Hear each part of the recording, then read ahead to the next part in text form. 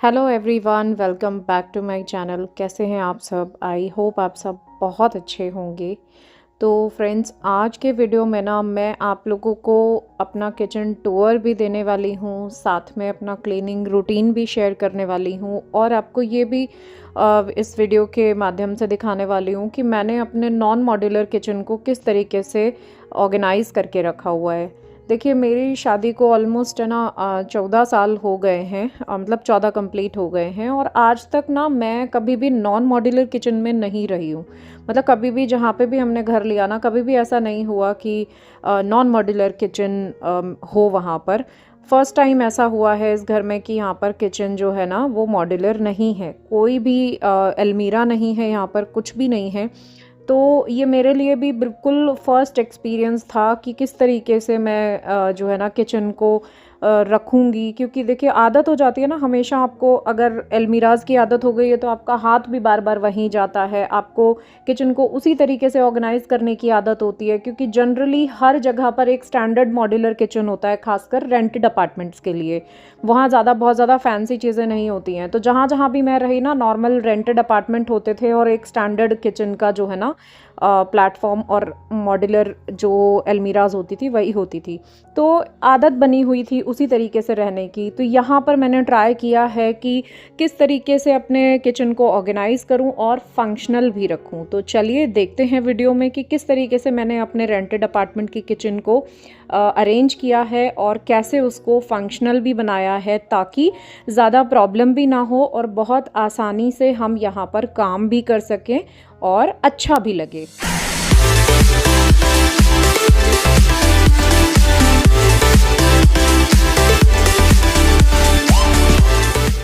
तो सबसे पहले तो ना किचन का जो प्लेटफॉर्म है ना, ये क्योंकि बहुत छोटा है और मैंने यहाँ पर ये इतनी पतली स्लीक सी रैक्स रखे हुए थे जिनमें मैं डेली यूज़ का सामान रखती थी। बट क्योंकि जैसा कि आप लोगों को पता है कि दीदी आती हैं खाना बनाने के लिए और वो बहुत अच्छे से जब मेड आती है तो देखिए उतने अच्छे से साफ़ सफाई नहीं होती है। और कुछ दिन से मैं भी बहुत ज़्यादा बिजी चल रही थी ऑर्डर्स में, इतने सारे ड्रेसेस के ऑर्डर्स थे तो मैं ज़्यादा ध्यान नहीं दे पा रही थी। तो देखिए, आप जो लकीर बनी हुई है ना, ये पूरा आटा है और अभी तो बहुत अच्छे से साफ़ भी नहीं हुआ था, सुबह ही खाना बना है। तो मैंने सोचा कि अब मैं उनके लिए ना ये प्लेटफॉर्म एकदम खाली करूँगी, जितना मिनिमल हो सकता है यहाँ पर चीज़ें रखूँगी। क्योंकि जब सिंगल हैंडेड हम लोग काम करते हैं ना, तो हम अपने तरीके से करते हैं और बहुत अच्छे से चीज़ों को मैनेज कर लेते हैं। लेकिन जब कोई मेड आती है घर में काम करने के लिए, तो मुझे लगता है कि हमें उनके हिसाब से भी सेटअप करना ज़रूरी हो जाता है, क्योंकि वो उतनी अच्छे तरीके से काम नहीं कर पाती हैं जैसा हम लोग करते हैं।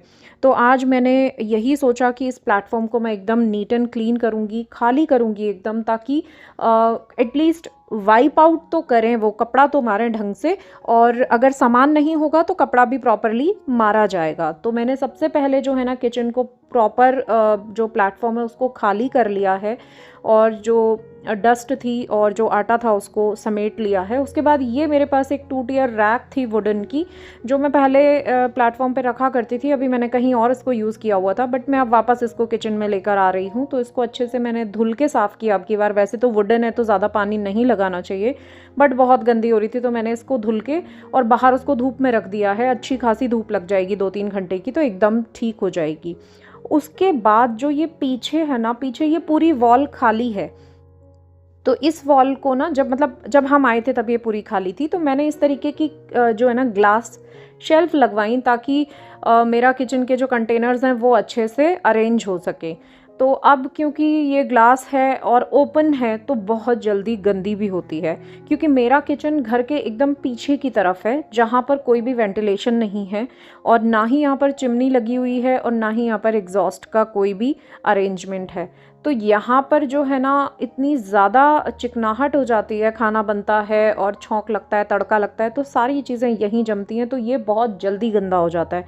तो एटलीस्ट आपको विद इन 10 डेज़ तो सब कुछ निकाल के वापस से साफ़ करना ही पड़ता है। ये अब एक एक्स्ट्रा काम है, एक्स्ट्रा रूटीन में मैंने शामिल किया है, क्योंकि अदरवाइज़ तो ये ग्लासेस बहुत ज़्यादा चिकने और गंदे हो जाते हैं। तो देखिए, इनको मैंने बहुत अच्छे से साफ़ कर लिया है और यहाँ पर सारे के सारे कंटेनर्स अपनी जगह पर मैं वापस लगा रही हूँ। कंटेनर्स के लिए ना मैंने देखिए ये छोटी छोटी सी बॉटल्स ली हुई हैं। ये डी मार्ट में बहुत आराम से मिल जाती हैं, बहुत सस्ती भी होती हैं। आई थिंक 99 रुपीज़ की एक बॉटल होती है और इसमें ना आधा किलो सामान बहुत आराम से आ जाता है। तो क्योंकि हमारी 2 लोगों की फैमिली है तो ज़्यादातर चीज़ें जो है ना वो आधा किलो ही आती हैं। तो ये बॉटल्स मैंने इसीलिए परचेज़ की ताकि ये स्पेस सेविंग भी है और दिखने में भी बहुत सुंदर लगती हैं। और देखिए आराम से छोटी सी जगह में ढेर सारी बॉटल्स आ जाती हैं। उसी की छोटी बॉटल्स मैंने ख़रीदी हैं जिसमें आराम से 250 ग्राम के करीब सामान आ जाता है। तो जितने भी मसाले होते हैं जो हमें कम मात्रा में रखने होते हैं वो मैं इन छोटी बॉटल्स में रखती हूँ, तो ये बहुत ही ईजी हो जाता है।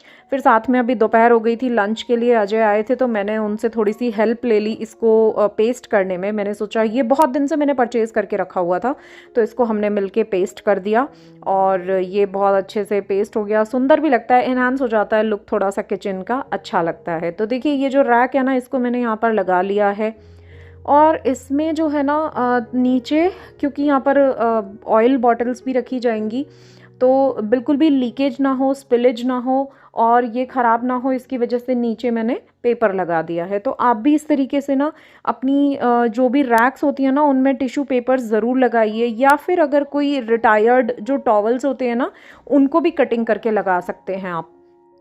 साथ साथ में मैं किचन का सामान भी, क्योंकि अब सफाई हो रही है तो सामान भी खाली कर रही हूँ। कुछ जो राशन रखा हुआ है पैक उनको रीफ़िल कर रही हूँ। वैसे भी मंथ एंड होने ही वाला है तो नया राशन भी आएगा जो जो ज़रूरत का होगा, बट पुराना जो भी रीफ़िल के लायक है उनको मैंने रीफ़िल कर रही हूँ साथ साथ में। बीच बीच में मुझे ज़रूरत पड़ती है तो मैं मंगवाती रहती हूँ। जैसा कि मैंने आपको बताया मैं बहुत ज़्यादा इकट्ठा सामान नहीं लेकर आती हूँ क्योंकि मुझे लगता है कि उसमें ना फिर एक्स्ट्रा शॉपिंग भी हो जाती है। तो जितनी जितनी चीज़ें ज़रूरत पड़ती जाती है मैं ख़रीदती जाती हूँ।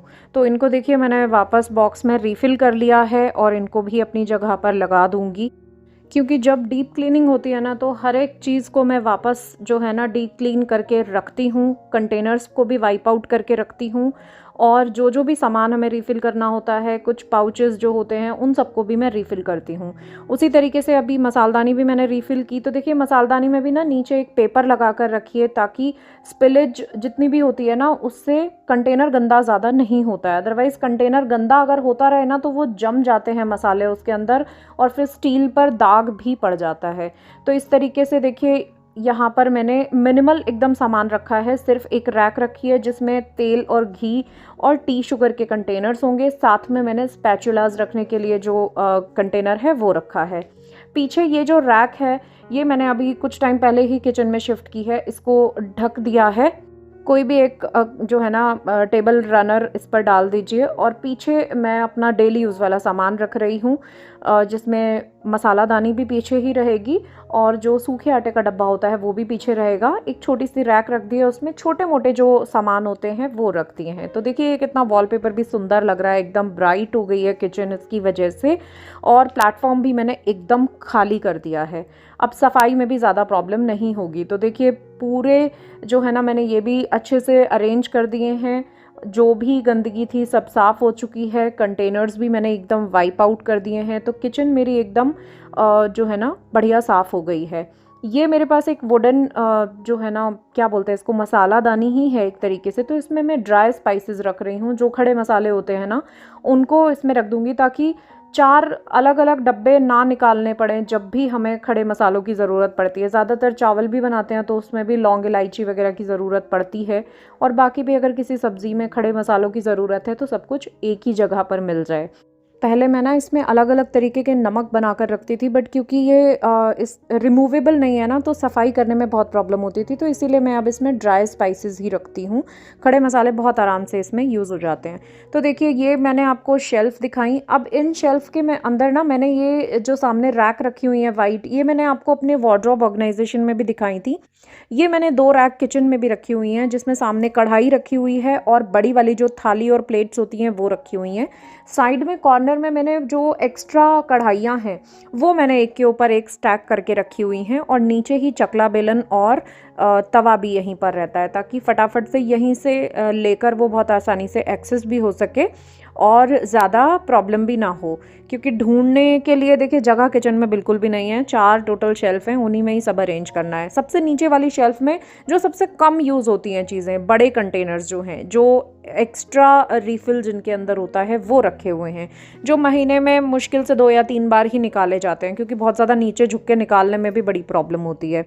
और उसके साथ वाले में जो डेली यूज़ के बर्तन हैं वो रखे हुए हैं। छोटी प्लेट्स के लिए छोटा सा स्टैंड है, उसमें सारी छोटी प्लेट्स रखी हुई हैं। भगोने हैं, गंज हैं, दूध के बर्तन, वो सब मैंने यहाँ पर रखे हुए हैं। पीछे की तरफ एकदम स्प्राउट मेकर है जो कभी कभी निकलता है, तो वो एकदम पीछे की तरफ रखा हुआ है, क्योंकि डीप है थोड़ी सी, तो डेली एक्सेस करने में प्रॉब्लम होता ही है। नेक्स्ट में मैंने यहाँ पर अपना आटा मेकर रखा हुआ है और नीचे कुकर रखे हुए हैं, तो बड़े बर्तन यहाँ पर नीचे आ जाते हैं। उसके बाद यहाँ पर भी डेली यूज़ के ही आइटम है सारी। छन्नी और जो फ़नल वगैरह है ना वो यहाँ पर है। ये मोटर पेस्टल भी यहीं पर रखा हुआ है, और जो सॉसेस, विनेगर, ये सब यहाँ पर है। और सबसे नीचे है जूसर और मिक्सर, क्योंकि ये बहुत ही पतली सी नैरो सी कैबिनेट है, तो इसमें बहुत ज़्यादा सामान नहीं आता है। तो ये मैंने यहाँ पर क्योंकि मिक्सी भी हमें डेली ही चाहिए होती है, और जूसर भी आजकल तो ऑलमोस्ट ऑल्टरनेट डे पे तो निकल ही जाता है, तो फ़िलहाल के लिए मैंने इसको बाहर निकाला हुआ है। जब ज़रूरत नहीं होगी जूसर की तो इसको मैं शिफ्ट कर दूँगी। ये है सिंक के नीचे वाला कैबिनेट। यहाँ पर मेरा सफाई वाली सारी बास्केट रहती है। पीछे एक्स्ट्रा जो भी किचन का परचेजिंग होती है वो होती है, जो सफाई से रिलेटेड होती है, और यहीं पर डस्टबिन भी रखा हुआ है।